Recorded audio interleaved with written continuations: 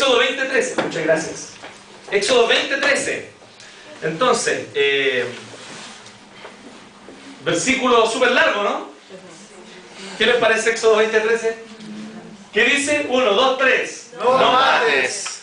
¿Sí? Más fácil, ¿no? Ahora viene lo difícil. ¿Cuáles eran los 5 anteriores? Ya, primero, ¿cuál era el primero?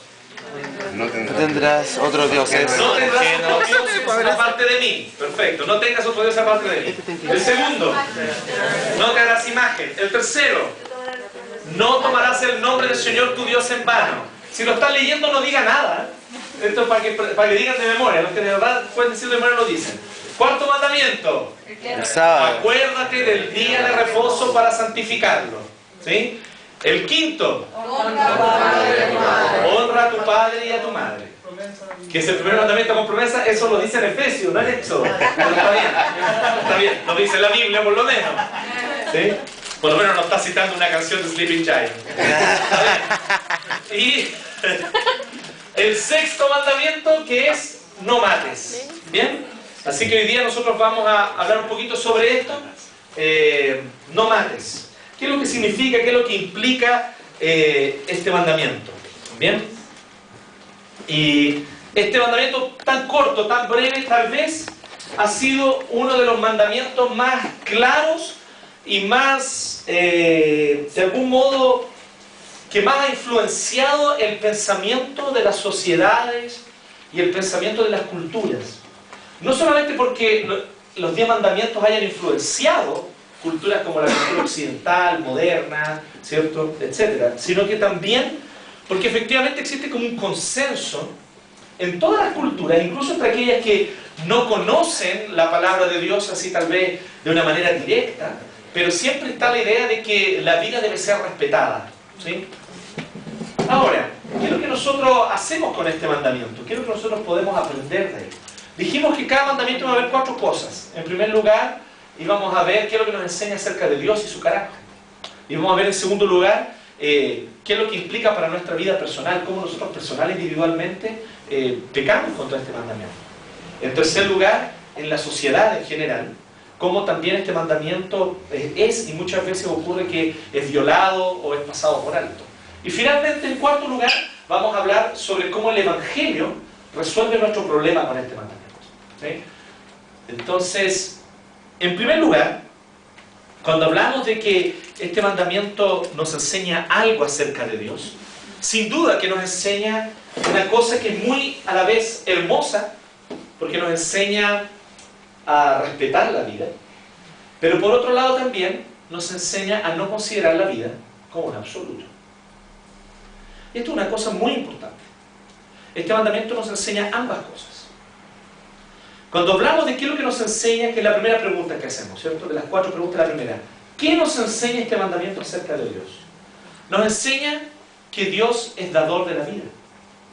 Dios es el dador y preservador del género humano. ¿Sí? Esta es una de las frases que tal vez... ¿Cuántos de ustedes han ido a matrimonios así en iglesias presbiterianas o protestantes en general? ¿Sí? Varios, más de uno, que lo siga sin plural, ¿sí? Por lo menos 2, 3. ¿No se han fijado que cuando el pastor va a impetrar la bendición sobre los novios dice: oh Señor, creador y preservador del género humano? ¿Están fijados en eso, no? El Pato y la Dani no se acuerdan de eso, porque de lo único que se acuerdan de su matrimonio es que a ella le decía Patricia y a él le decía Daniel.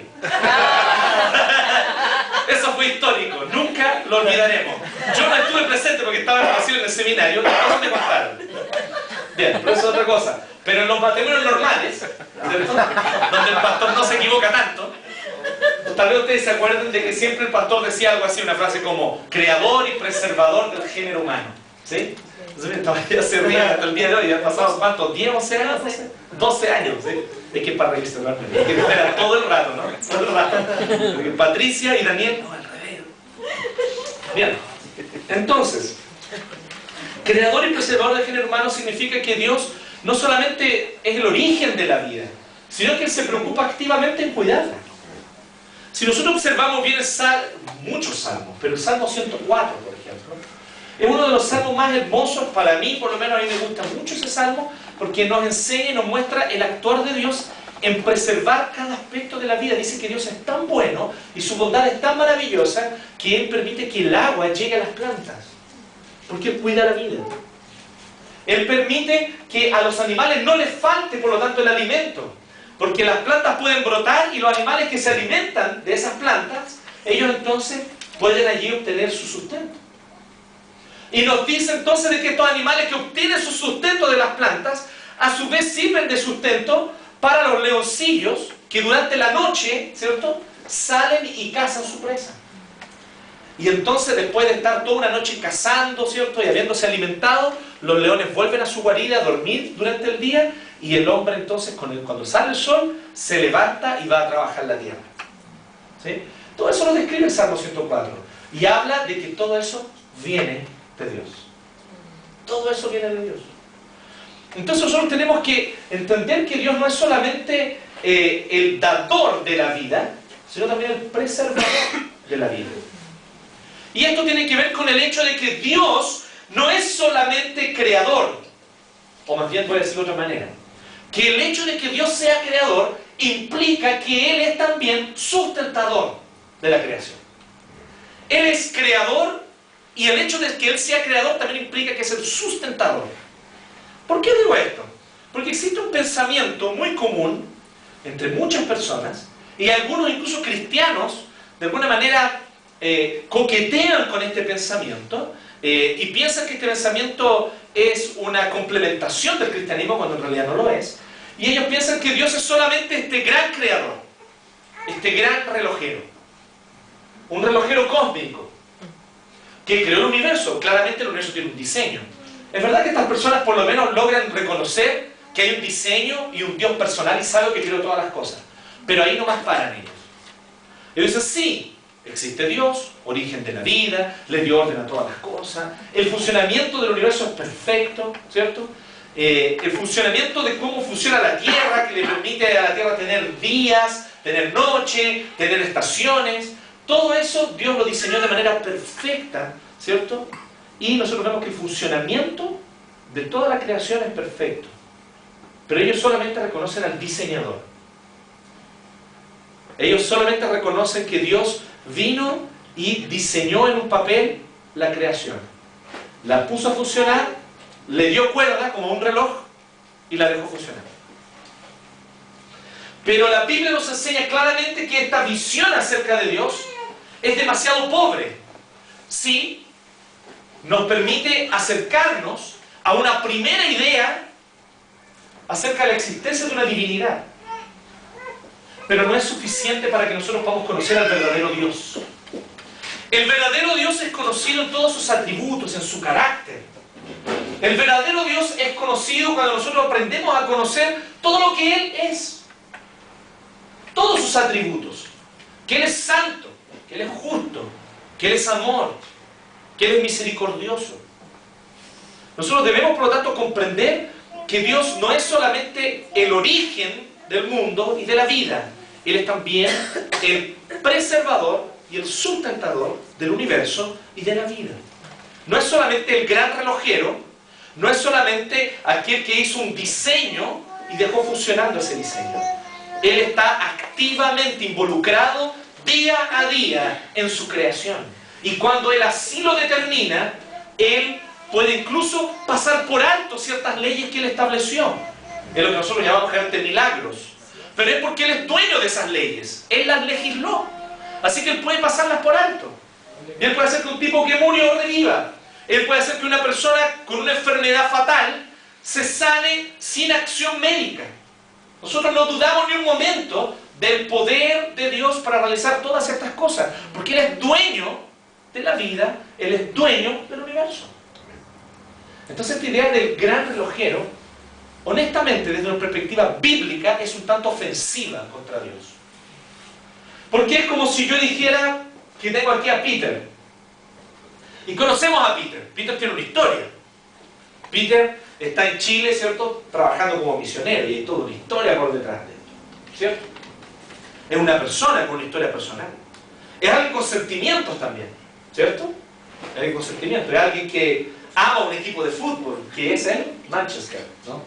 Ah, bien. Sí, le ha hecho un té, ¿verdad? No podía ser otro porque viene de ahí.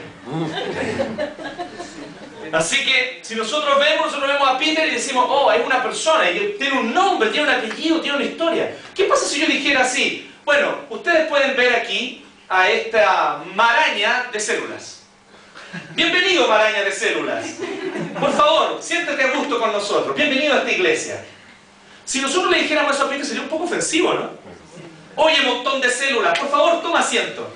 Bueno, es lo mismo que hacen aquellos que dicen que Dios es solo un diseñador. Están quitándole a Dios y no están reconociendo en Dios un montón de otros atributos propios de su carácter que le hacen ser Dios y que le hacen ser adorable, como nada en este mundo lo es, digno de adoración. Entonces, cuando alguien me dice así, cuando cristianos me dicen, oye, pero llamarle a Dios solamente un gran diseñador o un gran arquitecto, es solo una forma de poder comunicarnos con gente que también, en buena onda, yo no acepto eso, me parece ofensivo. Porque de ahí manera que yo no le voy a decir a Peter un montón de células ambulantes, sino que yo le digo Peter, lo llamo por su nombre, busco conocerlo, saber quién es, lo que él piensa, lo que él opina, sus sentimientos, su historia, su vida. Del mismo modo también, con mucha mayor razón, porque estamos hablando de Dios, yo honro su nombre cuando le conozco como Él realmente es, con los atributos que Él se ha revelado. Así que primera cosa que nosotros debemos entender, Él es el dador y sustentador de la vida. Él es el creador y el sustentador, preservador del género humano. Por eso, por lo tanto, nosotros no tenemos derecho a quitar algo de lo cual Dios es el dueño. Dios es el dueño de la vida. Dios creó la vida. ¿Sí? Y esto es simplemente un atributo que Dios comunicó, porque Dios es un Dios vivo. La Biblia dice que el Señor es un Dios vivo, grande y temible, que actúa, que toma decisiones, obviamente, y sus decisiones determinan todo lo que el mundo es y todo lo que nuestra vida es. Así que cuando nosotros decimos nosotros tenemos vida, simplemente estamos reflejando algo que Dios nos ha entregado, pero Dios es el dueño y Él es el único que puede quitarlo. ¿Qué significa esto? Esto significa que Dios es el único que puede venir y quitar una vida, y Dios es el único porque Él es el único que puede darla. Y a nosotros solo nos permite quitar la vida bajo los parámetros que Él ha establecido. ¿Sí? Por ejemplo, cuando Dios le dijo a Noé, ¿cierto? Versículo favorito de muchos, que él podía llegar y tomar de todos los animales, ¿cierto? Para comer de ellos. ¿Sí? Y deja este mandato y deja este permiso para el ser humano, ¿cierto? Para Noé y para toda su descendencia. ¿Sí? Entonces, es gracias a eso que los partidos de Chile siempre son mucho más entretenidos, ¿cierto? Porque no solamente el partido, sino el asadito de rigor que acompaña al partido, gracias a una maravillosa orden y mandato que Dios le dio a Noé. Alabado sea el Señor por eso. Pero también el Señor dio un orden y un mandato muy interesante, porque cuando le dice a Pedro, mata y come, es Dios quien está hablando.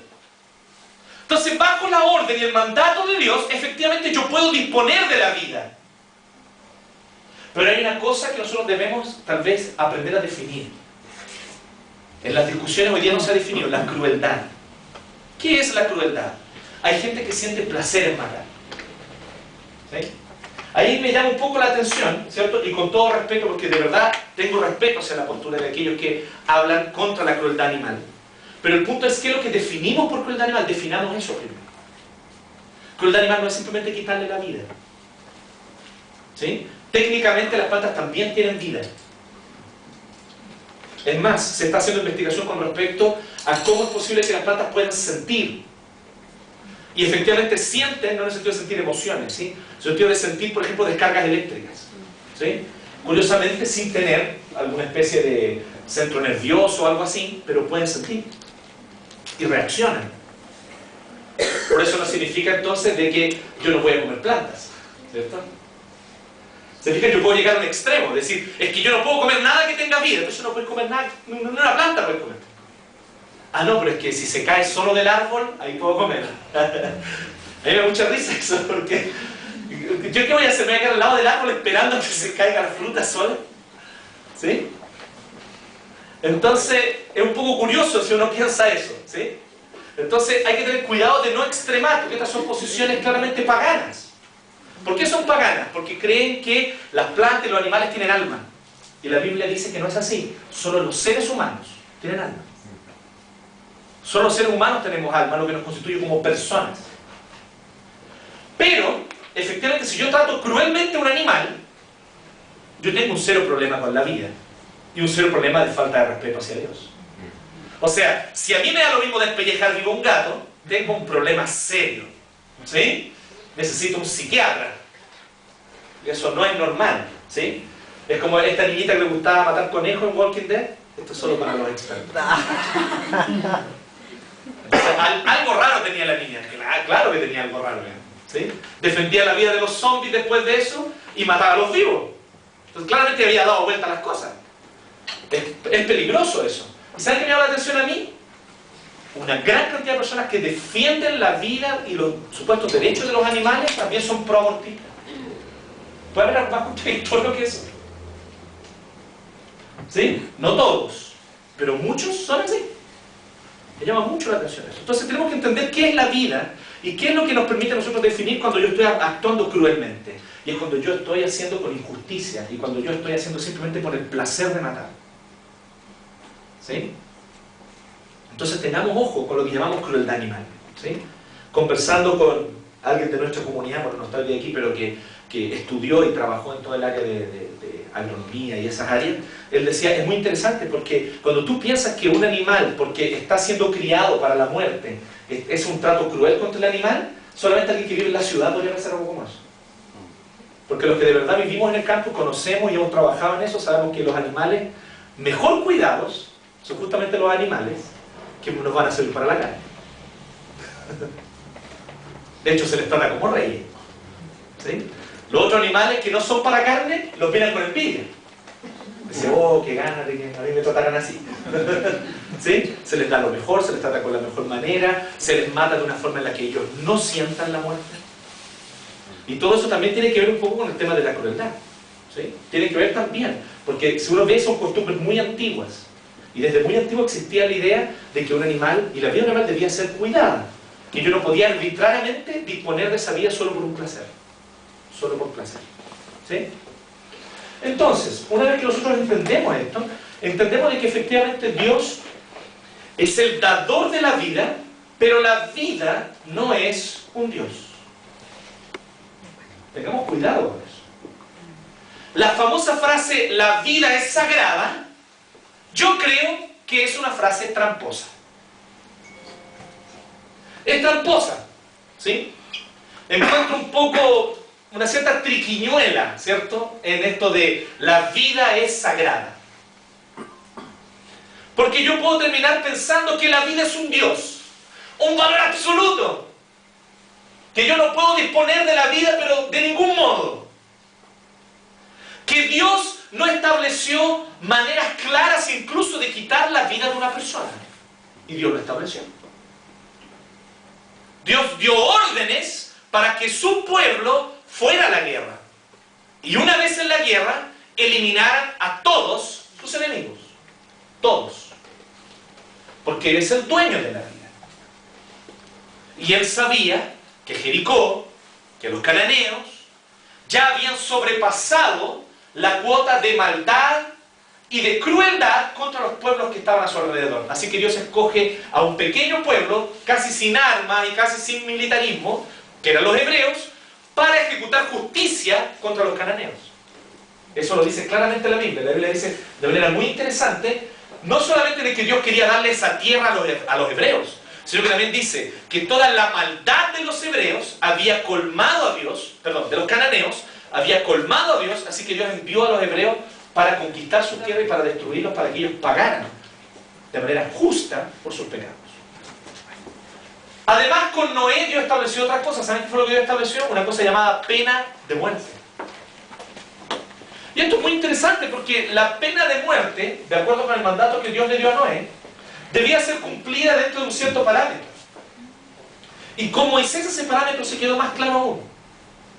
Tú no puedes llegar y disponer de la vida de otra persona gratuitamente. Tú no puedes venir porque te pisó un pie matarlo. Pero si alguien ha atentado contra la vida de una persona, no de animal ni planta, sino persona, entonces esa persona está sujeta a un tribunal que lo puede mandar a matar, como punición, como castigo, por haber quitado la vida a otro. Pero dentro de un contexto de un tribunal y dentro de un contexto de justicia y derecho correctamente establecido. Por lo tanto, la idea de que hay que abolir la pena de muerte, personalmente, yo no creo que sea bíblica. No creo que sea bíblica. Creo que tal vez nosotros podemos pensar, oye, hay maneras mejores, hay otras formas, hay otras estrategias, yo sé que es un tema para discusión. Pero muchos creyentes, y especialmente aquellos creyentes que consideran y toman en serio los mandatos bíblicos, interpretan la idea de que la pena de muerte no debería ser abolida en los estados modernos. De hecho, todo lo contrario. Gracias justamente a que tenemos todo un sistema judicial separado del ejecutivo y separado del legislativo, ¿cierto? Y que por lo tanto existen leyes hoy día más detalladas que antes, digamos, con un montón de códigos. Hoy día tal vez tenemos nosotros los mejores instrumentos para asegurar que alguien condenado a pena de muerte efectivamente sea condenado de manera justa, especialmente dentro de un contexto de un Estado democrático. ¿Sí? Entonces es muy difícil que eso ocurra en estados autoritarios, ¿cierto? O autocráticos. ¿Sí? Pero en un sistema democrático de gobierno están todas las facilidades para que esto pueda ser llevado de manera justa. ¿Sí? Así que personalmente yo no creo que la pena de muerte sea ningún tipo de aberración. ¿Sí? ¿Por qué? Porque les vuelvo a decir, este mandamiento, ¿qué nos enseña acerca de Dios?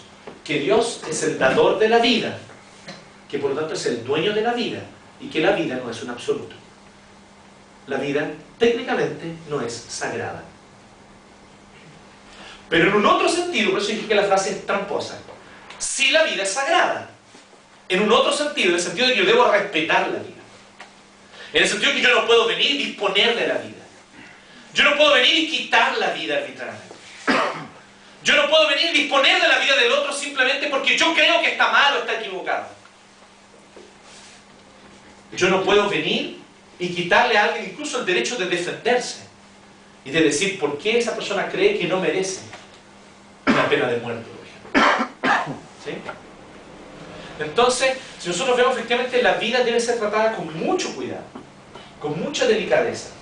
Y yo no puedo venir y disponer de la vida. Pero entendamos claramente que hay dos niveles aquí. Primero, la vida de los animales, bíblicamente, no es igual a la vida de las personas. Desháganse de esa idea.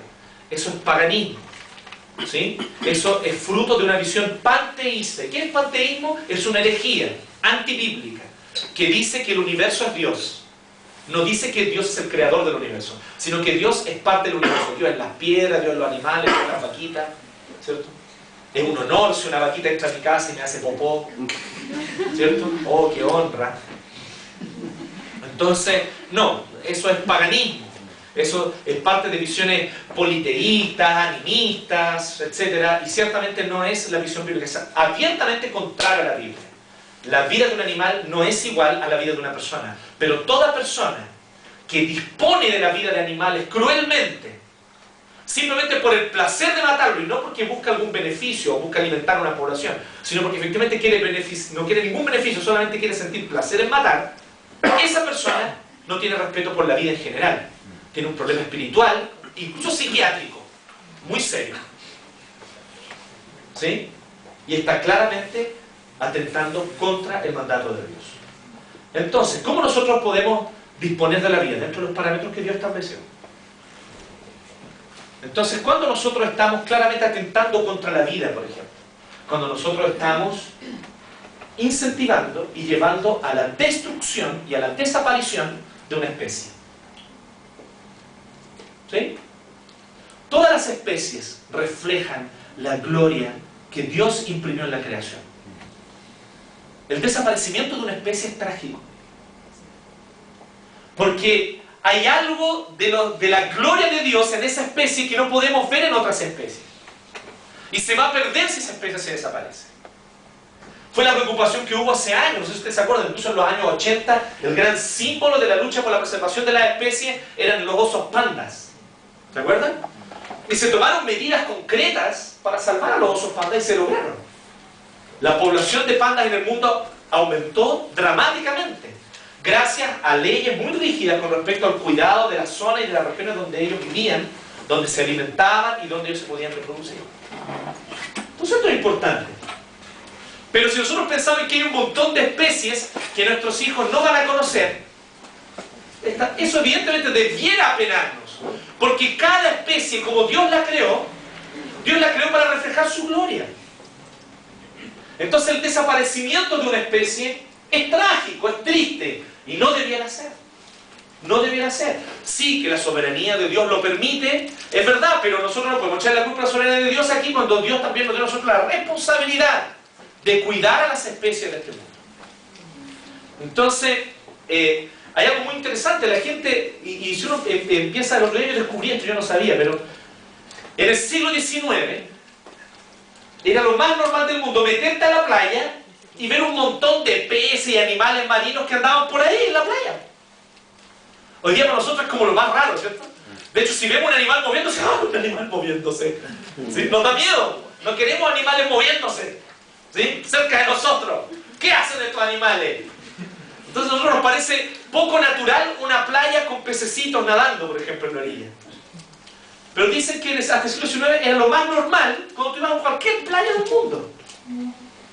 Algo está pasando con la vida marina. Ha disminuido dramáticamente, ¿sí? No olviden todo el tema de la caza de las ballenas, es otro tema también importante. ¿Se fijan? Entonces, cuando yo estoy contribuyendo para el desaparecimiento de una especie, yo creo sin duda alguna que estoy atentando contra este mandamiento también. Porque no estoy permitiendo que esa especie exista y subsista para darle gloria a Dios como Dios la creó. Pero como especie, en el caso de los animales, como especie, debemos cuidar y preservar y ayudar a preservar para que se sigan reproduciendo y sigan existiendo. Hay muchas especies que nuestros abuelos conocieron y nosotros ya no conocimos.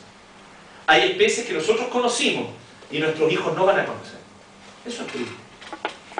Entonces, en ese sentido, también hay una implicación aquí con respecto a este mandamiento. Entonces, yo quiero dejar bien claro esto, ¿sí? Definamos bien crueldad, ¿sí?, especialmente crueldad animal. Definamos bien. Efectivamente, si yo siento placer en la crueldad en sí mismo, tengo un problema. Pero la vida de un animal no es igual a la vida de un ser humano, porque un ser humano es persona, tiene alma, tiene una relación espiritual con Dios, ¿sí?, le adora voluntariamente, ¿sí?, cosa que un animal no hace. Entonces, si nosotros entendemos esto, vamos a ver entonces estos dos aspectos. Se fijan que yo les dije que, por un lado, este mandamiento nos enseña algo muy hermoso: la vida debe ser respetada, porque nos enseña acerca de Dios, que Dios es el dador de la vida, el preservador de la vida, y al igual que Él, nosotros también debemos reflejar esa gloria en cuidar, amar, respetar, preservar la vida. Pero también la vida no puede tornarse un lugar. La vida no es un absoluto, y hay momentos en los cuales efectivamente la vida debe ser quitada, ¿sí?, cuando se está ejecutando justicia o juicio, por ejemplo, en el caso incluso de la vida humana. O en casos más simples, como cuando necesitamos nosotros alimentarnos para sobrevivir. Entonces, efectivamente, debe existir, y debe existir un parámetro, y debe existir, como existe, ¿cierto?, un servicio agrícola ganadero, que observa no solamente que se den las condiciones de higiene, sino también las condiciones necesarias para que los animales que son usados para alimento no sean tratados con crueldad. Eso debe ser así. Y está bien que sea así, ¿sí? Entonces, de algún modo nosotros, ¿qué es lo que necesitamos? Si queremos eliminar la crueldad animal, ¿sí?, necesitamos tal vez observar bien ese tipo de leyes. Necesitamos observar que se esté realizando una inspección correctamente, una fiscalización correcta. ¿Se están fiscalizando las granjas de animales como corresponde? Para que los animales allí estén siendo tratados correctamente. Y cualquier buen productor de carne sabe que el animal mejor tratado es el que da la mejor carne. Cualquier buen productor sabe eso, ¿sí? Entonces observemos atentamente esto, ¿sí? Así que la carne, lo siento, Morrissey, la carne no es necesidad. La carne es carne, es una cosa que se come, ¿Sí? Entonces, comer carne no es asesinato. Bien, pero ¿cuándo nosotros podemos pecar personalmente contra este mandamiento? Nosotros pecamos personalmente contra este mandamiento cuando toda vez que nosotros anulamos la vida de otro. Entonces pensemos al respecto de esto de aquí en adelante. Nuestra relación con otras vidas humanas, con otras personas. Esto es complejo. Esto es complejo. ¿Sí? Porque efectivamente, y es una cosa que me impresiona, ¿sí? Algunas de las personas más antisociales y que más mal tratan a otras personas, incluso que hemos oído casos y conocemos casos, ¿sí? Aquí mismo, que han abandonado a su esposa, a sus hijos, son defensores de los animales. ¿Qué lógica tiene eso? Entonces hablemos aquí de la vida de humanos, ¿sí? Vida de humanos, cuando nosotros tenemos que respetar la vida humana. Nosotros muchas veces cometemos pecados de anular la vida humana. Jesús interpretó este mandamiento en el Nuevo Testamento. Y él dijo así: ustedes oyeron que no debemos cometer homicidio. Pero déjenme decirles que uno no solo comete homicidio cuando saca el cuchillo y mata a alguien. Tú también cometes homicidio cuando con tus palabras anulas la vida del otro, ofendiéndolo, apocándolo y de alguna manera anulando la dignidad de esa persona.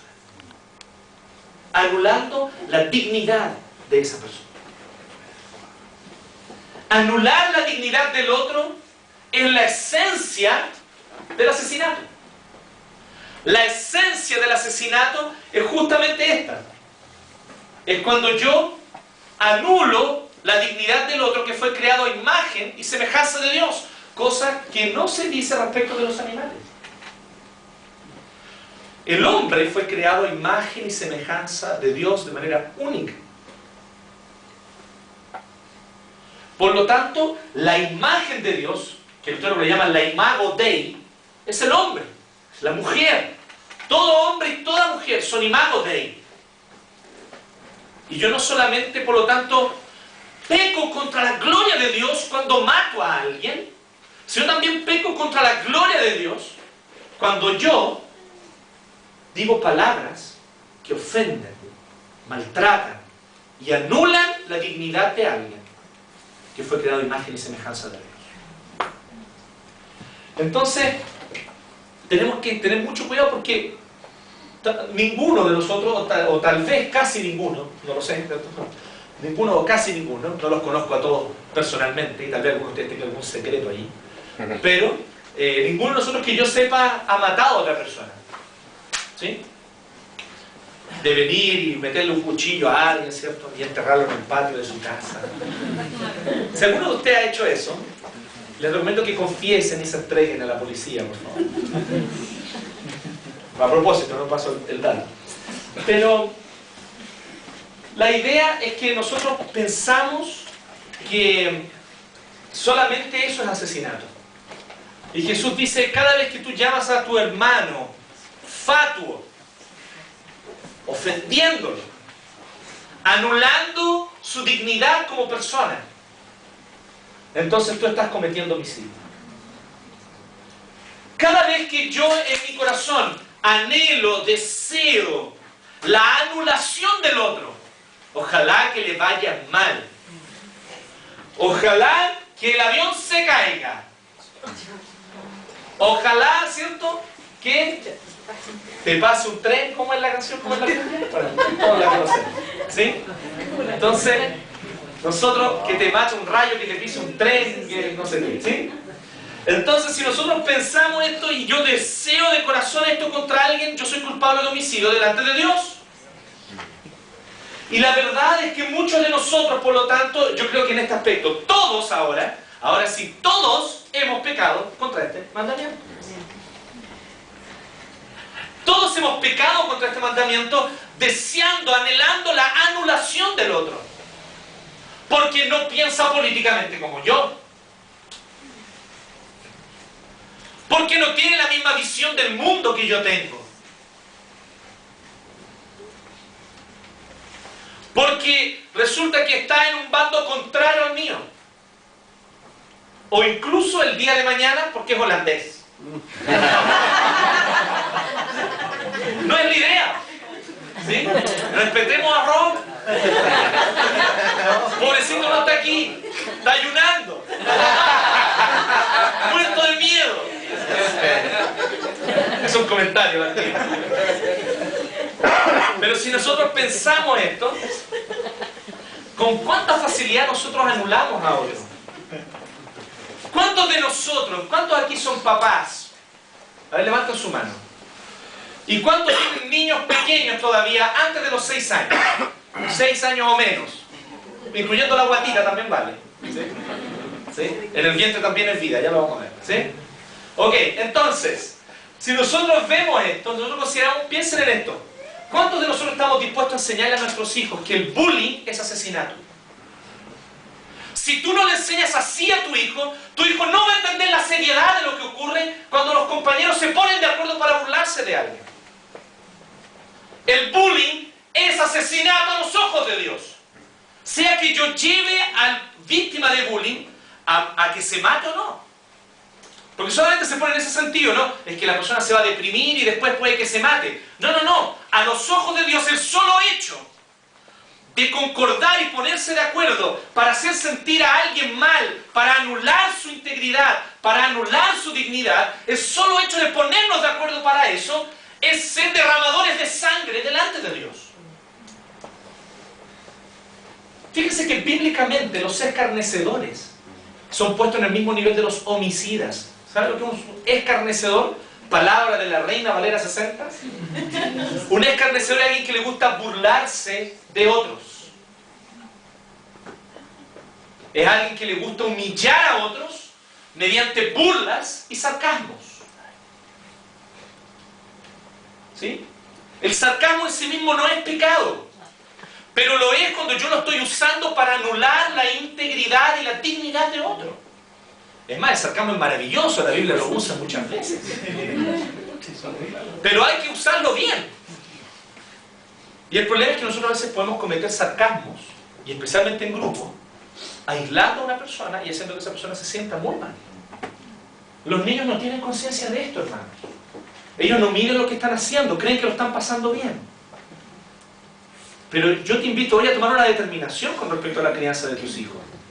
No les enseñes que el bullying es malo. No les enseñes que el bullying no se debe hacer. Dile, el que comete bullying es un asesino. Y a los ojos de Dios, cada vez que tú estás contribuyendo para el bullying, tú estás matando la dignidad de alguien. Eres culpable de asesinato. Muéstrale a este nivel de seriedad. Por lo tanto, nosotros debemos tomar mucho cuidado con esto. Mucho cuidado. Hay bullying en todos lados y a veces hay todo tipo de excusas para anular la dignidad del otro. Yo entiendo, y ha ocurrido con varios de ustedes aquí, que muchas veces uno puede ser víctima de bullying porque en la iglesia de uno te enseñan a que Dios no predestinó la salvación de las personas. Entonces se burlan, ¿sí? Entonces se burlan porque hasta hace un tiempo los arminianos eran mayoría, ¿sí? El panorama está cambiando, digamos. Pero ahora, ¿qué cosa sería más poco calvinista que devolver la mano y en contra empezar a hacerles bullying? ¿Sí? Entonces, es algo que realmente me preocupa y además es algo que yo creo que realmente perdemos la noción. Alguien el otro día me preguntaba, miren la pregunta: ¿Pastor, usted cree que un arminiano es salvo? Yo. A ver, John Wesley, Billy Graham, no sé, ¿ah? Pero obvio, ¿qué pregunta más estúpida es esa? Es un tema teológico, pero obviamente que no es esencial para la salvación. Esencial para la salvación es creer en Cristo, que Él murió por mí, por mis pecados. Entonces me preocupa también eso, y yo quisiera por favor exhortarles, jamás usen la teología para anular la dignidad del otro. Porque no vas a ser diferente a todos esos perseguidores de la Inquisición que mataban gente por causa de razones teológicas. Hemos condenado eso. Hemos reconocido incluso como iglesia cristiana que ese fue un error tremendo. Y después nos arrepentimos profundamente de nuestro pasado. ¿Sí? Porque yo como cristiano me hago cargo de toda la historia del cristianismo. Creo que es a lo que Dios me invita. Y yo estoy dispuesto a pedir perdón por todas las personas que fueron perseguidas y muertas por razones de diferencias teológicas. Entonces, ¿qué vamos a hacer ahora? ¿Vamos a volver a eso? ¿Sí? No podemos, no puede ser eso. Y así nosotros podemos inventar un montón de razones para hacerle bullying a alguien. Entonces, no olviden esto. Esa es una forma de asesinato. Anulamos la dignidad del otro. Es una de las cosas que ocurre con la famosa discusión, debate, no sé si tan famoso, pero que realmente surge un poco con respecto al uso de malas palabras. ¿Sí? Entonces, sí, yo estoy de acuerdo en que nosotros debemos tener cuidado para no hacer una interpretación legalista del tema de las malas palabras, porque hay malas palabras en la Biblia. ¿Sí? Hay malas palabras en la Biblia y el Espíritu Santo las inspiró. ¿Sí? Piensen lo siguiente, si realmente fuera pecado en sí misma la mala palabra, el Espíritu Santo habría puesto un bip y no la palabra. ¿Sí o no? O habría usado un eufemismo, pero no usa eufemismo. Sin embargo, la mayoría de las veces que las malas palabras son usadas, ¿sí?, son usadas para anular la dignidad de alguien. Ok, no la mayoría, la mitad de las veces. Eso debe ser eliminado de nosotros. Yo entiendo que te golpeaste un dedo, ¿cierto? Y si tú decís, reflauta. Si tú dices, Padre nuestro que estás en los cielos, pero la intención de tu corazón no fue orar. Entonces, mejor ya sé que, si lo vas a decir, dilo. ¿Sí? Lo otro ya es hipocresía, digamos, no, es que yo no dije una mala palabra. No, sí, pero ¿con qué intención dijiste Padre nuestro que estás en los cielos? ¿Con qué intención dijiste reflauta? ¿Cierto? ¡Con chaleco! ¿Cierto? ¿Sí? Hubo una que aprendimos hace un tiempo con el hermano Jerez, ¿cierto? Vaya a servirle ponche a su madre. Entonces, uno se ríe así. Eso se edita, eso sí se edita. Entonces la persona decía, oye, qué curioso, es como decirlo pero sin decirlo. Compadre, lo estáis diciendo igual. ¿Sí? No es que sacamos cosas que no nos pillara chistoso, nos reíamos, pero la verdad es que tú lo estás diciendo igual. Lo estás diciendo igual. Entonces, el punto es, cuando nosotros decimos para anular la dignidad de alguien, en ese sentido la Biblia es súper tajante. De hecho, por ejemplo, uno de los garabatos que aparece, ¿cierto?, que es hijo de la ramera, ¿cierto? Ah, estuvo buena esa. Aparece en el Antiguo Testamento. ¿Pero en qué contexto aparece? Saúl diciéndole a su hijo Jonatán. Y no le está diciendo de cariño, ¿no? ¿Sí? Le está diciendo, claro, que está profundamente enojado con él y de hecho está con tal rabia que para él ojalá su hijo estuviera muerto. Él está pecando cuando está diciendo eso. ¿Sí? Entonces, fijémonos bien, ¿sí?, en qué es lo que ocurre. Ahora, viene partido de Chile, y gritar solo gol suena como vacío. Como que falta algo ahí. Para muchos de ustedes que son impíos y pecadores. No como uno que es santo y no necesita decir esas cosas. Pero para ustedes, impíos pecadores, el Señor los entiende y, ¿cierto?, es razonable. Entonces nosotros debemos tener cuidado con cómo nosotros anulamos la vida de los. Entonces, ojo con eso, ojo con eso.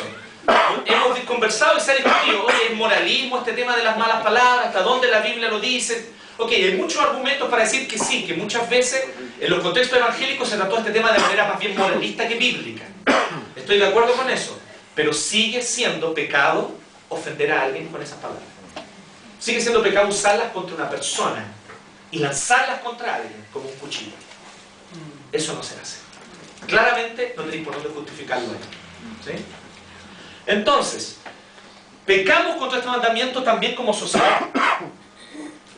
Nosotros cometemos no solamente palabras que anulan, actitudes que anulan, acciones que anulan, sino también nosotros cometemos y pecamos contra este mandamiento en nuestra sociedad, que tenemos curiosamente una especie de cultura que facilita la muerte. Una especie de cultura de la muerte, de anulación del ser humano, donde la vida del ser humano está valiendo cada vez menos. Y aquí específicamente, miren qué interesante esto, yo siempre he dicho, y cuando enseño en el seminario les digo, y es bacán cuando uno tiene la oportunidad de comprobarlo. Prediquen expositivamente, y los temas contingentes y de actualidad el Señor solito los va a poner. ¿Sí? Cuando hicimos la programación no imaginábamos que iba a estar toda esta discusión sobre el aborto terapéutico. Pero necesariamente este es un tema que hay que tratarlo a la luz de este mandamiento. Porque a mí no me cabe duda, no vamos a dudar de eso, de que históricamente en nuestra sociedad machista la mujer ha sido objeto de violencia. Y sigue siendo. Y la violencia religiosa específicamente es muy utilizada, obligando a la mujer incluso a que entregue su vida, pero que no permita que el bebé en su vientre muera. Y eso ni siquiera es bíblico. Eso no es bíblico. La Biblia afirma, por ejemplo, en Éxodo, en el capítulo 21, que si una mujer embarazada muere por causa de dos hombres peleando, entonces el que la mató debe entregar su vida a cambio de la vida de ella. Pero si lo que ocurre por causa de dos hombres peleando es que ella aborta y pierde al bebé, pero no muere ella, entonces el que provocó esta muerte del bebé debe pagar una indemnización. ¿Qué es lo que está diciendo esa ley de Moisés por detrás? Que si bien ambas vidas son valiosas, hay una más valiosa que la otra. ¿Sí? Hasta cierto punto, por lo menos, bajo ciertas circunstancias. ¿Sí? Tema para discutir, un tema para hablarlo, pero hablemos con respecto a este tema. ¿Cuál es la diferencia entre decir así, oye, este bebé viene con un problema y con una deficiencia mental? Y entonces decir, deshagámonos de ese bebé. A tomar a todas las personas con síndrome de Down y meterla en cámaras de gas. ¿Cuál es la diferencia? Ninguna. ¡Ninguna! La persona es persona. Imagen y semejanza de Dios. Sea que le falte algún órgano, que tal vez venga con algún defecto del nacimiento, que tal vez venga con algún problema que lo va a hacer tener capacidades distintas, o que incluso algún problema que no le va a permitir vivir más de algunas horas. Pero yo no soy dueño de esa vida, solo Dios lo es. Y Dios se la quitará cuando llegue el momento de quitársela. Pero yo no tengo derecho a funcionar como si esta bola fuera Esparta. Porque esta cuestión aquí no es Esparta. Y Esparta era Esparta porque era una ciudad pagana, donde no se temía a Dios, donde no creían en un creador universal, dueño de la vida. Por eso los espartanos a los niños con defecto los mataban. Y queremos volver al paganismo bárbaro de destruir tal vez una de las vidas más indefensas. ¿Y hasta cuándo vamos a soportar la contradicción de aquellos que se levantan y marchan por causa de defender al oprimido y no defienden la vida más indefensa de todas, que es la del niño que está en un vientre? Pero vamos a defender a los oprimidos. Vamos a defender y ser la voz de los que no tienen voz. ¿Qué voz más sin voz que la de un bebé aún no nacido? Díganme ustedes. La idea de que el bebé es parte del cuerpo de la madre es una de las ideas más antiguas de la humanidad. No tiene nada de moderno ni de científica. Ya en el tiempo del Imperio Romano se pensaba eso.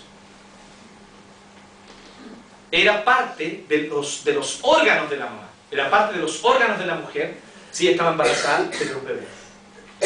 No era una vida aparte. ¿Saben quién introdujo ese concepto de que era una vida que debía ser cuidada y preservada y debía ser dignificada? El cristianismo. Entonces nosotros hoy día estamos viviendo una descristianización de la sociedad en todo ámbito y lamentablemente está llevando a estos absurdos. Y los mismos que van a marchar por los derechos de los animales, como les decía, abortan, cometen aborto y promueven el aborto. Por favor, ¿de qué estamos hablando? ¿Puede haber algo más estúpido que eso? ¿Puede haber una postura más irracional que esta? Entonces nosotros debemos hacer una clara diferencia. Cuando nos vienen a decir aborto terapéutico, yo pregunto, ¿es terapéutico de verdad o es eugenésico? ¿Ustedes saben lo que es la eugenesia? La eugenesia fue lo que practicaron los nazis en la Alemania. ¿Está con defecto? A la cámara de gases. ¿Sabes qué? El Estado gasta menos plata matando a esta gente que teniendo que cuidarlos y mantenerlos en hospitales, en clínicas. Miren, es un cacho, para ellos y para sus familias. Deshagámonos de los problemas, metámonos en una cámara de gases y matemos. Sí, en la Alemania nazi no solamente se mataron a los judíos. ¿Sí? Faltan productores que pongan plata para contar al respecto de toda la otra gente que también fueron muertos. Faltan. Entonces, tenemos nosotros que entender que el cristianismo viene a ser profundamente contracultural en esto. Y yo estoy de acuerdo que hay que levantar la voz. Yo estoy de acuerdo en que hay que decir algo al respecto. Y déjenme decirles solamente algunas cosas. El año 89 se aprobó la ley de aborto que nosotros tenemos hoy día en Chile. Y la gente dice una ley retrógrada que atenta contra la dignidad de la mujer. La verdad es que desde que se aprobó esa ley, bajó a 1/3 la cantidad de muertes de mujeres por causa de embarazos. ¿Saben por qué? Porque la ley permite, deja allí un espacio para que el médico vea cuando la vida de la madre está en verdadero peligro. Entonces, dan la opción para que tal vez este bebé no va a poder seguir y no va a poder completar su vida. ¿Pero por qué? Porque la vida de la madre, como vemos en Éxodo, tiene una importancia superior. Pero solo cuando la vida de la madre está en verdadero riesgo. Que es muy distinto a lo que nos quieren meter como mula de aborto terapéutico. No es aborto terapéutico, lo que nos quieren meter es una mula, es aborto eugenésico. Que es cuando el niño viene con defecto. Entonces hay que matarlo. Entonces matemos a la gente con síndrome de Down. Demos el próximo paso. ¿Sí o no? ¿Queremos dar ese paso como sociedad? Entonces pensemos al respecto de estos temas. Y no dejemos que nos metan la mula. Terapéutico, yo no lo veo terapéutico. Yo lo veo eugenésico. Y la eugenesia es una práctica nazista, fascista, y profundamente pagana, a la cual nosotros nos oponemos. Nos oponemos abiertamente. Porque dignificamos toda vida humana. En las confesiones de fe históricas de la Iglesia, por ejemplo, dice algunas cosas interesantes. Dice así, que Dios convierte y salva a las personas a través de los medios ordinarios, o sea, los medios que son según el orden establecido, ¿sí? No ordinarios de pesca, sino ordinarios de medios que son según un orden. Y el orden es que se predique el Evangelio, que la persona entienda el Evangelio, cree en el Evangelio y se convierta. Pero que Dios actúa de modos extraordinarios, cuando Él así lo quiere y son un misterio de Dios. ¿Cuáles son los modos extraordinarios? Por ejemplo, un bebé muere por una enfermedad. Muere todavía con unos pocos meses. O un aborto espontáneo, muere en el vientre. ¿Qué pasa con ese bebé? ¿Es salvo o no es salvo? ¿Puede salvarse? No podía tener voluntad propia, conciencia para creer en el Evangelio. El Señor es soberano. Y en su soberanía Él puede salvar a quienes Él quiere como Él quiere. ¿Qué pasa con la persona que tal vez nosotros vemos desde nuestro entendimiento que no tiene conciencia o no puede llegar a tener conciencia del Evangelio? ¿El Señor la puede salvar? El Señor actúa de modos extraordinarios en los casos que Él así quiere. Entonces podemos guardar esperanza con respecto a esto. Obviamente, siempre entendiendo que Dios es soberano. Él es quien salva a quienes Él quiere.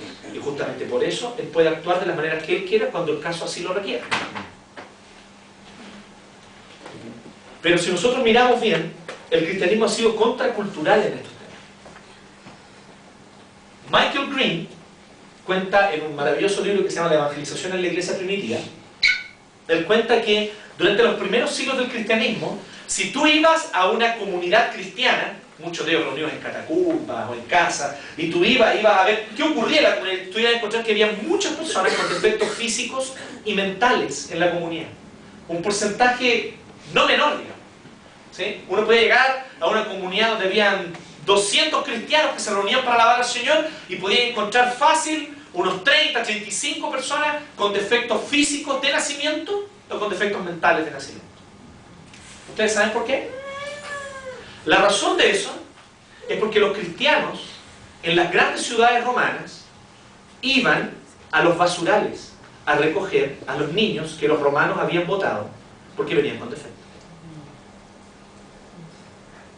Entonces aquí yo quisiera decir una palabrita más con respecto a este tema del aborto.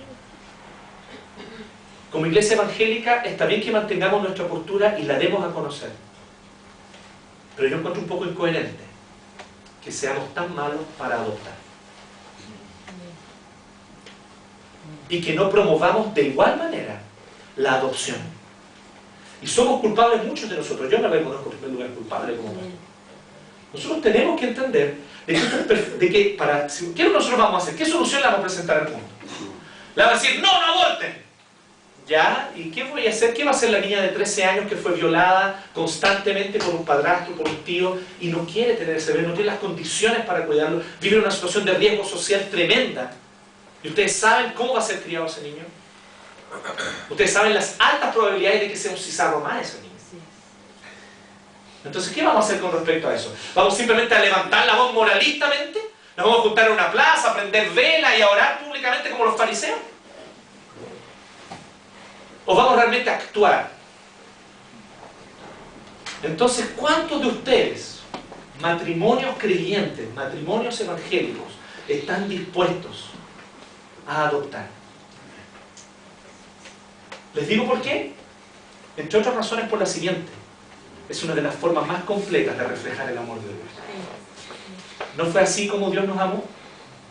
¿No fue eso lo que Dios hizo con nosotros? Nos adoptó. Nos adoptó. Su único hijo unigénito es Jesús. Todos los demás hijos de Dios somos adoptados. Y el Señor nos ama con el mismo amor. Y nos ama profundamente. Venza los prejuicios. Converse con gente que ha adoptado. Hay algunos aquí cuyas familias, hay personas adoptadas. Usted puede conversar con ellos. Venzan los prejuicios.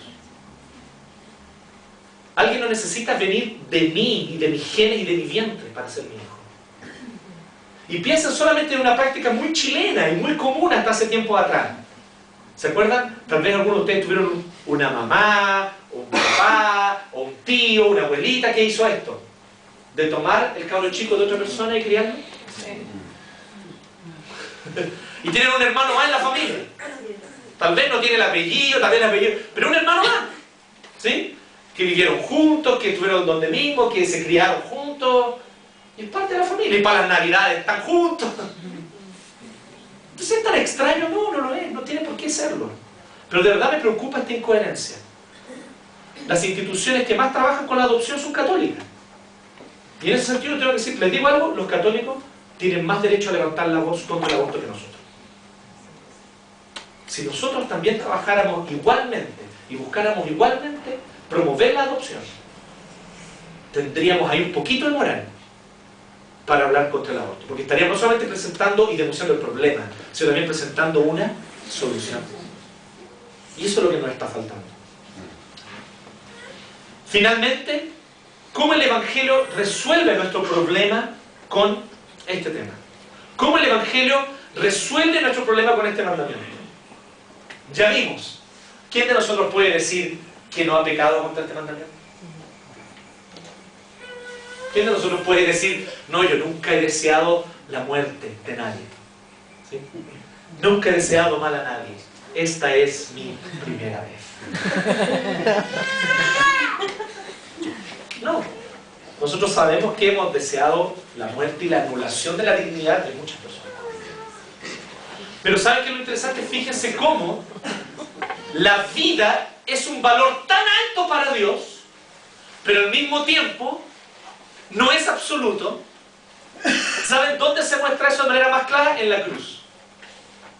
Porque la cruz de Cristo, por un lado, está diciendo lo siguiente: que los pecados de los escogidos de Dios son tan graves, tan tremendos, tan terribles, que debía ser entregada la vida de un hombre perfecto, sin mancha, sin pecado.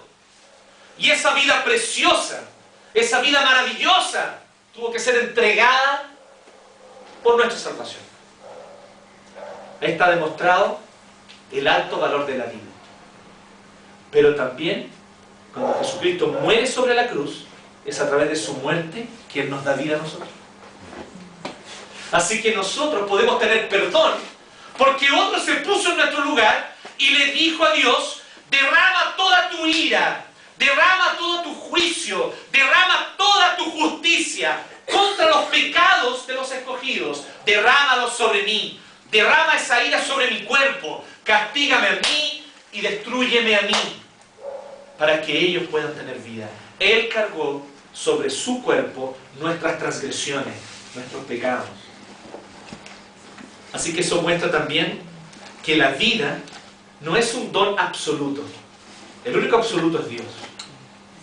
Y Él dispuso de la vida de su Hijo para que tú y yo tuviéramos perdón. Cuando es necesario, el Señor está dispuesto a dar el paso. Y aquí es donde viene algo interesante, que también el Evangelio nos muestra que hay perdón para todo tipo de homicidas. Todo tipo de homicidas tienen perdón. Tú que anulaste la dignidad de otro, tú que dijiste eso contra alguien hiriendo profundamente y tal vez produjiste una marca en la vida de esa persona que esa persona tal vez nunca pudo superar, por tus palabras necias, descuidadas, imprudentes o incluso palabras dichas contrarias. Si tú hoy día estás tomando conciencia de que pecaste contra este mandamiento, te tengo una buena noticia: hay perdón para ti, creyendo en Cristo.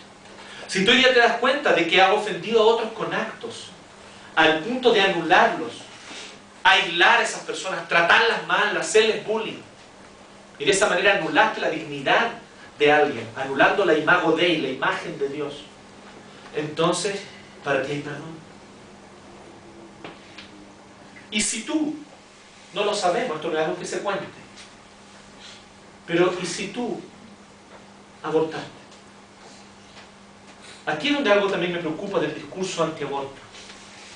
En los contextos cristianos hacemos sentir profundamente culpable a las mujeres que han abortado, como si no hubiera posibilidad de perdón de Dios para ellas.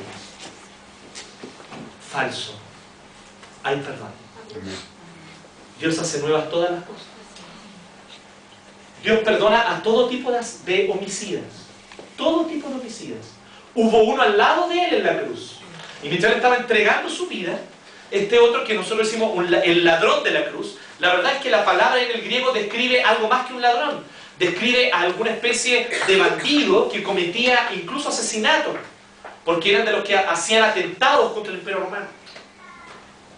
Así que este radical anarquista que ha cometido atentados contra el Imperio Romano, probablemente ha muerto a más de algún soldado romano, y tal vez a más de algún inocente, está ahí al lado de Cristo en la cruz, y le dice: por favor, Señor, acuérdate de mí cuando vengas en tu reino. El Señor le dice: de cierto te digo que hoy estarás conmigo en el paraíso. Hay perdón para el homicida. Amén. ¿Se acuerdan tal vez uno de los mayores homicidas de todos? Se llamaba Saulo. Y él fue el que me dio y entregó cartas. Porque ¿saben por qué el peor tipo de asesino? Porque era el tipo de asesino mafioso, que no se ensuciaba las manos matando a nadie, pero facilitaba la muerte de un montón de gente a través de cartas. Y Saulo después fue conocido por todos nosotros como el apóstol Pablo. El apóstol que más predicó a Cristo, que más predicó la gracia, porque el perdón de Dios para él fue absoluto. Así también Dios va a perdonar a la mujer que ha cometido aborto, que se acerca a Él en fe, que se acerca a Él creyendo que el Señor otorga perdón. Y no necesita necesariamente ocultar este pecado. No delante de Dios, por lo menos. Puedes confesárselo, pedir perdón y tener una certeza: que Cristo murió en tu lugar. Por lo tanto, Él pagó el precio por tu pecado. Así que hay perdón de Dios para ti.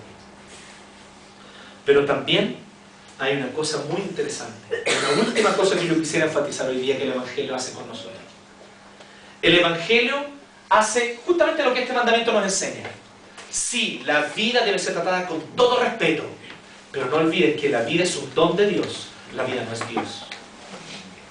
Eso significa que el Evangelio viene a mostrarnos justamente el valor relativo de la vida. ¿Saben cómo?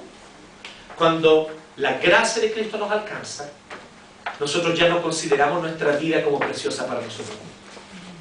El apóstol Pablo dice eso en Hechos 20. Porque yo ya no considero mi vida como preciosa para mí mismo, sino que estoy dispuesto a entregarla. Y estoy dispuesto a derramar mi vida por amor a aquel que lo entregó todo por mí y que me salvó. Cristo nos dice que efectivamente cuando nosotros aprendemos a amarle, nos encontramos con su amor, con su gracia inmerecida, entonces nosotros nos encontramos con el absoluto, Dios, la comunión con Dios, el único absoluto, el Señor, como único salvador de nuestra vida, como dueño de nuestra vida. Y entonces nosotros le decimos al Señor, Señor, aquí está mi vida, y si la quieres tomar, tómala, y si quieres que mi sangre se derrame, que se derrame, siempre y cuando eso te glorifique y contribuya para tu mayor fama, y tú seas glorificado a través de mi muerte, sea para vida o sea para muerte, dice el apóstol Pablo. Somos de Cristo. Somos de Cristo. Así que ahora ya la vida propia no es un valor absoluto. Entonces hay que tener ojo con esto. Cuando nosotros decimos la vida es un valor absoluto, empezamos entonces a hacer todo tipo de cosas para cuidar nuestra vida. Y no estamos dispuestos a arriesgar nuestra vida por amor a Cristo. Y eso genera una iglesia cómoda. Una iglesia muy respetable, pero que no da su vida por Cristo. Así que respetarlo a los ojos humanos, por eso estoy conmigo. No para Dios. David Platt es un autor y un pastor norteamericano que él quedó profundamente impactado cuando él hizo un viaje a India y a China y conoció las iglesias subterráneas que están en contextos en los cuales son perseguidos. No en todas partes la persecución es la misma, pero hay aldeas, pueblos y sectores donde hay fuerte persecución contra los cristianos todavía hasta el día de hoy. Y allí él conoció, en uno de estos lugares del Oriente, a dos jóvenes orientales de 17 años que recién habían terminado la enseñanza media, la secundaria. Brillantes, como orientales. ¿Sí? No importa con bien hagas algo, siempre con un niño asiático para humillarte. Esa es la regla aquí. Eran brillantes, los tipos tremendos estudiantes, con la capacidad para entrar a cualquier universidad, incluso pedir una beca e irse a importantes universidades de Occidente. Así que David Platt le preguntó, eran jóvenes de fe, eran jóvenes cristianos, y le preguntó, ¿qué es lo que ustedes están pensando ahora? ¿Cuál es el plan de ustedes? Ahora que ustedes ya van a salir de la secundaria. No, nosotros tenemos nuestro plan definido, dijeron ellos. Eran dos amigos. ¿En serio? Sí, tenemos definido nuestro plan. Nosotros vamos a ir a X región a predicar el Evangelio a esas personas porque hay muy poco conocimiento de Cristo allí. Entonces David Platt sacó las cuentas y dijo, pero espérate, ¿en esa región no hay persecución contra los cristianos? Sí, claro, justamente por eso el Evangelio todavía no ha podido entrar. Pero nosotros queremos ir para que el Evangelio sea conocido. Y queremos vivir entre las personas y predicarles el Evangelio. Vamos a ir para allá y buscar trabajo en lo que sea. Y mientras nosotros trabajamos, vamos a compartir con nuestras personas con nuestros colegas de trabajo el amor de Cristo y la gracia de Dios y la cruz. Entonces le queda extrañar mirando, le dice, ¿pero qué pasa si los matan? Si nos matan, no podría haber un privilegio mejor para nosotros. David Platt entonces queda extrañado, dice, pero ustedes son cabros de 17 años, entonces dice, pero déjame preguntarte una cosa, ¿y qué dicen los papás de ustedes de esto? Que nuestros papás están felices con nuestra decisión, porque ellos son cristianos igual que nosotros, incluso estuvieron presos por predicar el Evangelio, y a ellos los llena de orgullo que sus hijos estemos dispuestos a entregar nuestra vida por el Evangelio de Cristo. ¿Saben qué es lo que me pone triste de esta historia? Que en nuestra iglesia no hay papás así. Como papás cristianos solo incentivamos a nuestros hijos a que tengan la mejor carrera para ganar el mejor dinero y para que tengan la mejor comodidad. ¿Cómo sería distinta la iglesia de Cristo aquí en Chile si más padres fueran como estos padres de estos jóvenes? Yo no estoy diciendo que todos los jóvenes van a tomar la decisión de no ir a la universidad y en vez de eso ir a predicar el Evangelio. No estoy diciendo eso. Lo que estoy diciendo es la disposición del corazón. Más allá de la decisión práctica externa. Piensen en el corazón de estos jóvenes. Piensen en jóvenes con este mismo corazón estudiando en las mejores universidades. Harían todo para la gloria de Cristo. Piensen en jóvenes con este mismo corazón sirviendo en los trabajos. Pero nosotros, como padres cristianos, muchos padres cristianos, muchos padres evangélicos serán culpables delante de Dios por desincentivar en sus hijos una entrega total a Cristo. Quiere el Señor que no ocurra con ninguno de ustedes. Que el día que ustedes sean padres que incentivan a sus hijos a entregarlo todo por Cristo. Claro que ningún papá quiere ver a su hijo morir, obvio que no. Pero podría llenar algo más de orgullo a un padre cristiano que ver que su hijo está dispuesto a morir por Cristo. Y dispuesto de verdad. No porque lo cante en una canción de Gilson que es bonita. Es fácil levantar las manos y decirle al Señor te entrego todo, cuando no tengo nada.